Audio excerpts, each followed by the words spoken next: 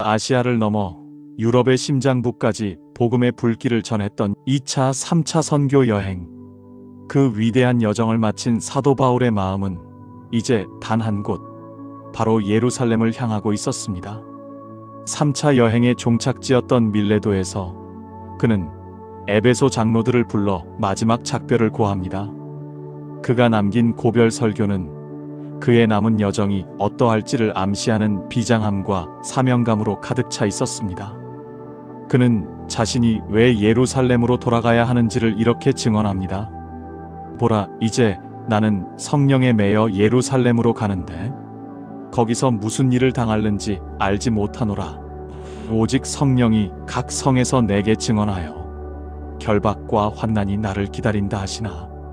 바울은 자신의 앞길의 영광이 아닌 결박과 환난이 기다리고 있음을 성령의 경고를 통해 분명히 알고 있었습니다.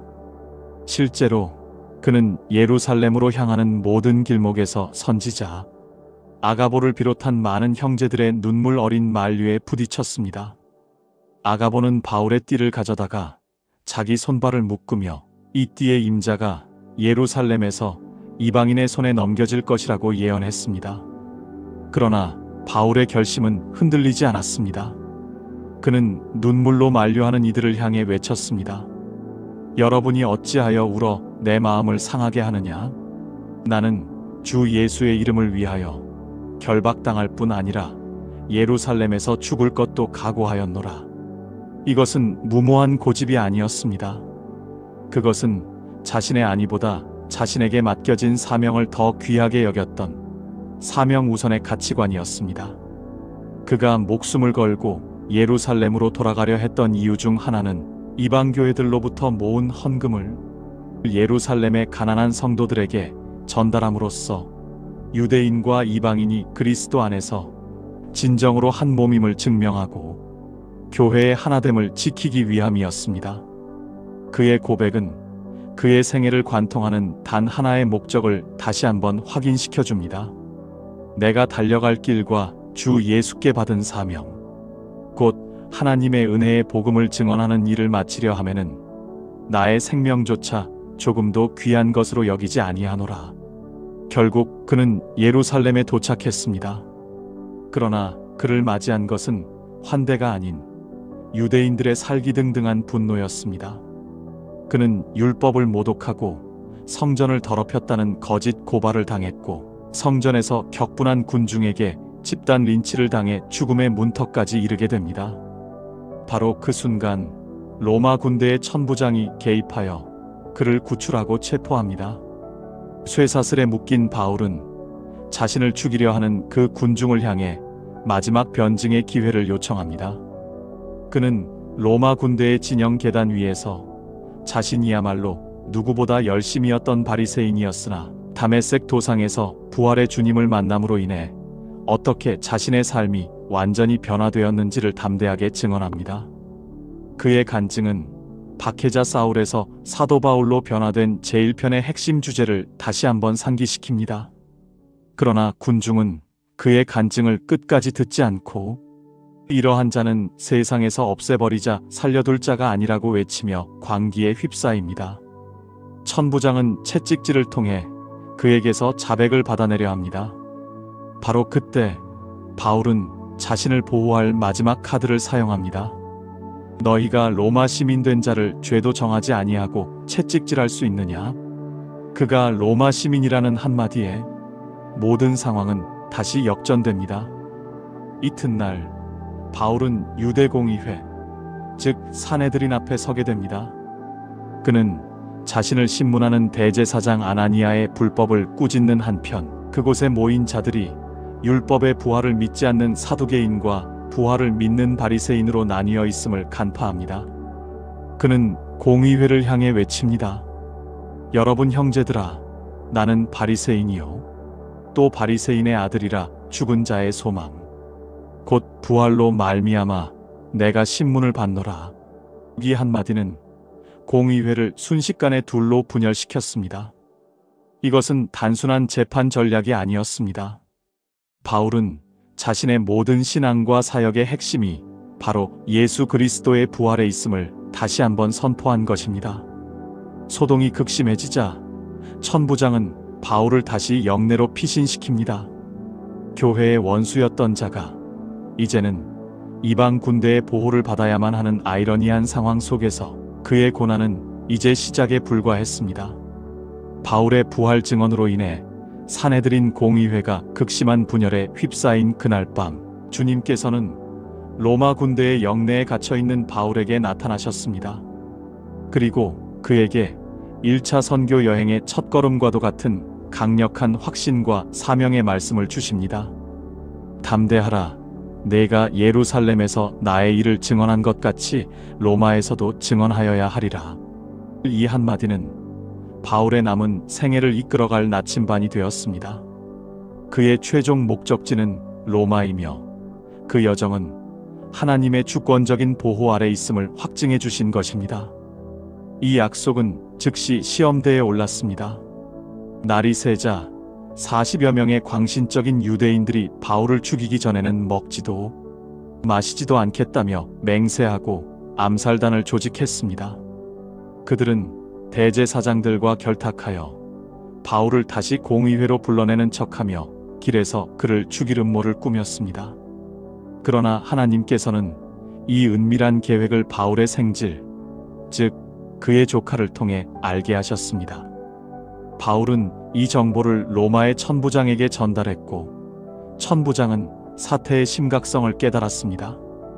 천부장은 그날 밤 무려 보병 200명과 기병 70명 그리고 창병 200명이라는 막강한 군사 호위를 붙여 바울을 예루살렘에서 가이사랴에 있는 총독 벨릭스에게로 비밀리에 이송합니다. 한 사람의 죄수를 호송하기 위해 470명의 군대가 동원된 것입니다. 이는 로마 시민 한 사람의 생명을 보호하려는 로마의 행정력이었지만 동시에 로마에서도 증언하여야 하리라는 주님의 약속을 이루시기 위한 하나님의 주권적인 보호하심이었습니다. 가이사랴에 도착한 바울은 총독 벨릭스 앞에서 다시 신문을 받게 됩니다. 대제사장 아나니아는 변호사 더둘로까지 고용하여 바울을 전염병 같은 자, 천하를 소란하게 하는 자, 나사렛 이단의 우두머리, 성전을 더럽히려 한 자라는 4가지 죄목으로 고발합니다. 이에 대해 바울은 자신이 소란을 일으키지 않았으며 그들이 이단이라 부르는 그 도를 따라 조상의 하나님을 섬기고 율법과 선지자들의 글을 다 믿으며 의인과 악인의 부활에 대한 소망을 가지고 있음을 논리정연하게 변증합니다. 총독 벨릭스는 이미 기독교에 대해 어느 정도 알고 있었기에 결정을 유보했습니다. 그러나 그는 바울의 변론에 흥미를 느껴 그의 아내 드루실라와 함께 개인적으로 바울을 불러 복음을 듣습니다. 그때 바울은 그들의 귀를 즐겁게 하는 말이 아니라 그들의 양심을 찌르는 의와 절제와 장차 오는 심판에 대해 강론했습니다. 불의와 부절제 속에 살던 벨릭스는 이 말씀 앞에서 두려움을 느꼈지만 회개 대신 내가 가라 내가 틈이 있으면 너를 부르리라며 복음을 뒤로 미룹니다. 오히려 그는 바울에게서 돈을 받을까 바라는 고로 그를 더 자주 불렀습니다. 결국 벨릭스는 유대인들의 환심을 사기 위해 바울이 무죄임을 알면서도 그를 풀어주지 않았습니다. 그렇게 무려 이태, 즉 2년이라는 세월이 가이사랴의 감옥에서 속절없이 흘러가 버렸습니다. 가장 왕성하게 활동해야 할 사도의 발이 묶여버린 것입니다. 그러나 이 2년의 시간 역시 낭비가 아니었습니다.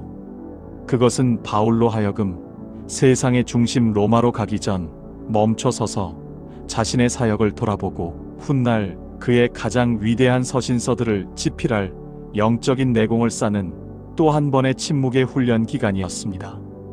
2년 후 벨릭스의 뒤를 이어 신임 총독 베스도가 부임했습니다. 유대 지도자들은 이 기회를 놓치지 않고 즉시 바울을 예루살렘으로 보내달라고 요청했습니다. 여전히 길에서 그를 죽일 계획이었습니다. 베스도는 유대인들의 환심을 사기 위해 바울에게 묻습니다. 내가 예루살렘에 올라가서 이 사건에 대하여 내 앞에서 신문을 받으려느냐? 바로 이 순간 바울은 자신의 로마 시민권이라는 마지막 카드를 사용하며 하나님의 약속을 성취시킬 결정적인 선언을 합니다. 내가 가이사의 재판 자리 앞에 섰으니 마땅히 거기서 신문을 받을 것이라. 내가 가이사께 상소하노라. 가이사에게 상소한다는 이 한마디는 로마 시민의 최고 권한이었으며 총독조차도 거부할 수 없는 명령이었습니다. 베스도는 당황했지만 마침 가이사랴를 방문 중이던 아그리빠 왕 2세와 그의 누이 버니게에게 이 복잡한 죄수에 대해 이야기합니다. 호기심이 생긴 아그리빠 왕은 바울의 말을 직접 듣기를 원했습니다. 다음 날 바울은 가이사랴의 가장 화려한 법정, 왕과 총독 그리고 도시의 고관들 앞에서 변론할 기회를 얻게 됩니다. 그는 이 기회를 놓치지 않았습니다. 그는 쇠사슬에 묶인 죄수의 모습으로 그 자리에 모인 최고 권력자들을 향해 자신의 회심, 간증과 부활의 복음을 담대하게 선포합니다. 그의 설교는 너무나 논리정연하고 강력하여 베스도는 바울아, 내가 미쳤도다. 내 많은 학문이 너를 미치게 한다고 소리쳤습니다. 그러나 바울은 아그리빠 왕을 향해 정중하지만 예리하게 질문을 던집니다. 아그리빠 왕이여, 왕은 믿으시나이까? 믿으시는 줄 아나이다. 아그리빠 왕은 당황하여 대답합니다. 내가 적은 말로 나를 권하여 그리스도인이 되게 하려 하는도다. 그러자 바울은 이 시리즈 전체를 관통하는 사명자의 가장 위대한 고백을 남깁니다. 말이 적으나 많으나 당신뿐만 아니라 오늘 내 말을 듣는 모든 사람도 다 이렇게 결박된 것 외에는 나와 같이 되기를 하나님께 원하나이다. 그는 자신의 무죄를 변호하는 것을 넘어 자신을 신문하는 그들 모두가 나와 같이 되기를, 즉 구원받기를 원한다는 불타는 사랑과 사명감을 보여주었습니다. 신문이 끝난 후 아그리빠 왕과 총독은 이 사람은 사형이나 결박을 당할 만한 행위가 없다. 만일 가이사에게 상소하지 아니하였더라면 석방될 수 있을 뻔하였다고 인정했습니다. 인간적으로는 석방될 기회를 놓친 것처럼 보였지만 하나님의 계획은 달랐습니다. 그의 가이사에게 상소라는 결단은 마침내 그를 황제의 도시 로마로 보내시려는 하나님의 주권적인 뜻을 이루는 통로가 되었습니다. 마침내 로마를 향한 마지막 여정이 시작되었습니다. 바울은 다른 죄수들과 함께 아구스도 대의 백부장 율리오라는 인물에게 인계되었습니다. 율리오는 비록 죄수의 신분이었지만 바울을 친절히 대우하여 그가 친구들에게 대접받기를 허락할 만큼 바울의 인격에 감화된 사람이었습니다. 죄수의 몸이었으나 그의 영적인 권위와 인격은 이미 호송 책임자를 움직이고 있었습니다. 그들은 소아시아 연안을 따라 항해하다가 무라라는 항구에서 이탈리아로 향하는 거대한 알렉산드리아 곡물선으로 갈아탔습니다. 그러나 이때부터 항해는 순조롭지 못했습니다.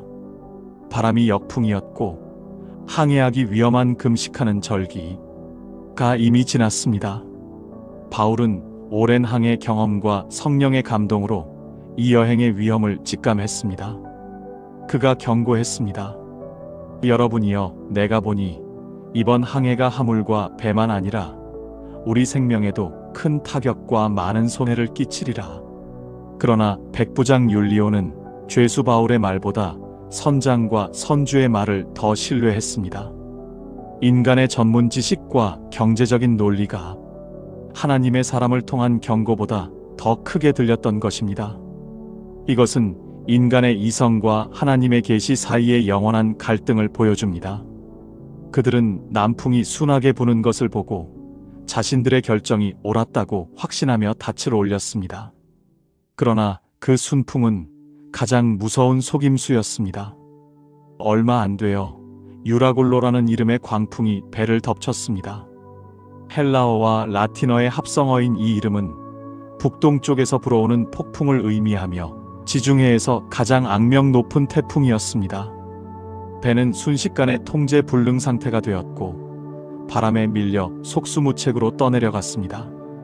선원들은 배를 살리기 위해 사투를 벌였습니다. 거룻배를 간신히 끌어올리고 배 밑을 동여매어 묶었으며 짐을 바다에 버리고 마침내는 배의 기구까지 버렸습니다. 사도행전 27장 20절은 그 절망의 순간을 이렇게 기록합니다. 여러 날 동안 해도 별도 보이지 아니하고 큰 풍랑이 그대로 있음에 구원의 여망마저 없어졌더라. 나침반이 없던 시대 해와 별은 유일한 방향키였습니다. 그것이 사라진 바다는 곧 죽음의 공간이었습니다. 배에 탄 276명의 사람들, 즉 노련한 선원들, 강력한 로마 군인들, 그리고 죄수들 모두가 이제 죽음의 공포 앞에서 속수무책이 되었습니다. 구원의 여망마저 없어진 그 순간 모든 인간의 지식과 경험이 파산한 바로 그 자리에서 하나님의 사람이 일어섭니다. 오랫동안 먹지 못한 사람들 가운데 바울이 섰습니다. 그는 먼저 그들의 잘못된 선택을 상기시킨 후 절망에 빠진 그들을 향해 가장 위대한 희망을 선포합니다. 내가 너희를 권하노니 이제는 안심하라. 너희 중 아무도 생명에는 아무런 손상이 없겠고 오직 배뿐이리라. 내가 속한 바 곧 내가 섬기는 하나님의 사도가 어젯밤에 내 곁에 서서 말하되 바울아 두려워하지 말라. 내가 가이사 앞에 서야 하겠고 또 하나님께서 너와 함께 항해하는 자를 다 내게 주셨다 하였으니 그러므로 여러분이여 안심하라. 나는 내게 말씀하신 그대로 되리라고 하나님을 믿노라. 이것은 사도 바울의 신앙의 정수였습니다. 내가 속한 바 곧 내가 섬기는 하나님, 그의 정체성은 죄수가 아니라 하나님께 속한 자였습니다. 내가 가이사 앞에 서야 하리라. 그는 자신의 사명이 로마 황제 앞에서도 증언하는 것임을 알았기에 이 폭풍 속에서도 자신의 생명을 확신했습니다. 나는 내게 말씀하신 그대로 되리라고 하나님을 믿노라. 그의 믿음은 긍정적인 생각이 아니라 구체적인 하나님의 약속의 말씀에 뿌리내리고 있었습니다. 더욱 놀라운 것은 하나님께서 너와 함께 항해하는 자를 다 내게 주셨다는 선언입니다. 이 폭풍 속에서 276명 모두의 생명은 이제 선장이 아닌 죄수 바울 한 사람의 손에, 아니 그가 믿는 하나님의 손에 달려 있었습니다. 이것이 바로 세상 속에서 교회가 감당해야 할 축복의 통로로서의 가치관입니다. 교회는 세상을 향한 구원의 방주입니다. 열나흘째 되던 날 밤 그들은 육지에 가까워지는 것을 감지했습니다. 선원들이 자신들만 살기 위해 거룻배를 내리고 도망치려 하자 바울은 백부장에게 이 사람들이 배에 있지 아니하면 너희가 구원을 얻지 못하리라고 경고하며 그들의 이기적인 계획을 막았습니다. 날이 새어갈 무렵 바울은 14일 동안 굶주린 모든 사람에게 음식을 먹으라고 권했습니다. 그리고 그는 모든 사람 앞에서 떡을 가져다가 하나님께 축사하고 떼어 먹기를 시작했습니다. 절망의 배 위에서 드리는 이 감사의 식사는 마치 최후의 만찬 혹은 성찬을 연상시키며 그들에게 육신의 양식뿐만 아니라 영적인 위로와 생명을 불어넣었습니다. 사람들은 안심하고 음식을 먹었고 마침내 배를 해변에 데려다 바위에 걸려 배는 깨어지기 시작했습니다. 군인들은 로마법에 따라 죄수들이 헤엄쳐 도망갈까 하여 그들을 죽이려 했습니다. 그러나 백부장 율리오는 바울을 구원하려 하여 그들의 뜻을 막았습니다. 율리오의 작은 친절이 이제는 율리오 자신의 생명을 구하는 통로가 되었습니다. 결국 276명의 사람들은 헤엄을 치거나 널조각을 의지하여 단 한 사람의 생명도 잃지 않고 멜리데라는 섬에 무사히 상륙하게 됩니다. 하나님의 약속은 폭풍우와 파선 속에서도 정확하게 성취되었습니다. 멜리데 섬에서 겨울을 나며 바울은 독사에 물렸으나 상하지 않는 기적과 병자들을 치유하며 하나님의 능력을 증거했습니다. 석 달 후 로마에 입성한 그는 마중 나온 성도들을 만나 큰 위로를 얻었습니다. 로마에서 그는 가택연금 상태로 2년을 보냅니다. 쇠사슬에 매여 있었으나 복음은 매이지 않았습니다. 그는 찾아오는 모든 이에게 하나님의 나라를 전파하며 주 예수 그리스도를 담대하게 거침없이 가르쳤습니다. 이 시기에 그는 옥중서신을 기록하여 교회를 굳건히 세웠습니다. 1차 투옥에서 잠시 풀려난 것으로 전해지지만 그는 네로 황제의 잔혹한 박해 아래 다시 투옥되었고 그의 마지막 서신인 디모데후서를 남긴 채 마침내 로마에서 참수형을 당하여 자신의 피를 주님께 제물로 드리며 순교의 제물이 되었습니다. 사도 바울의 생애 사부작의 대장정이 여기서 막을 내립니다. 우리는 제1편에서 교회의 가장 맹렬한 박해자 사울이 다메섹의 압도적인 빛 앞에서 어떻게 완전히 무너지고 바울이라는 새로운 피조물로 거듭났는지를 보았습니다. 제2편에서는 10년의 침묵을 깨고 1차 선교 여행을 떠나 유대인의 장벽을 넘어 이방인에게 복음을 전하고 예루살렘 공의회에서 오직 은혜의 진리를 확증하는 그의 첫걸음을 목격했습니다. 제3편에서는 멈출 수 없는 열정으로 아시아의 문을 넘어 유럽으로 건너가 빌립보의 감옥과 아덴의 조롱 속에서도 나의 생명조차 귀히 여기지 않는다는 그의 불타는 사명자의 심장을 보았습니다. 그리고 오늘 제4편에서 그는 마침내 쇠사슬에 묶인 죄수의 몸으로 로마에 입성하여 순교의 잔을 마시기까지 그 사명을 완수했습니다. 이 바울의 긴 여정이 오늘을 살아가는 우리 기독교인들에게 주는 메시지는 무엇입니까? 그것은 명확합니다. 첫째, 우리의 구원은 우리의 자격이나 노력이 아닌 원수까지도 찾아오시는 하나님의 주권적인 은혜에 달려 있다는 것입니다. 둘째, 그 은혜를 입은 자의 삶은 안주가 아닌 사명을 향해 나아가야 한다는 것입니다. 바울에게 복음은 사색의 대상이 아니라 온 세상에 전해야 할 생명의 빛이었습니다. 셋째, 그 사명의 길은 영광이 아니라 고난의 길이며 그 고난을 이기는 힘은 오직 부활의 소망과 주님의 약속뿐이라는 것입니다. 그러므로 우리는 이 위대한 믿음의 선배 앞에서 다짐해야 합니다. 더 이상 우리의 연약함 뒤에 숨지 않겠습니다. 박해자조차 사도로 쓰신 그 은혜를 의지하여 우리에게 맡기신 각자의 땅끝을 향해 나아가겠습니다. 세상의 가치관과 타협하지 않고 오직 선한 싸움을 싸우고 달려갈 길을 마치고 믿음을 지키는 그 길을 바울이 그러했듯이 우리도 묵묵히 걸어가겠다고 결단해야 합니다.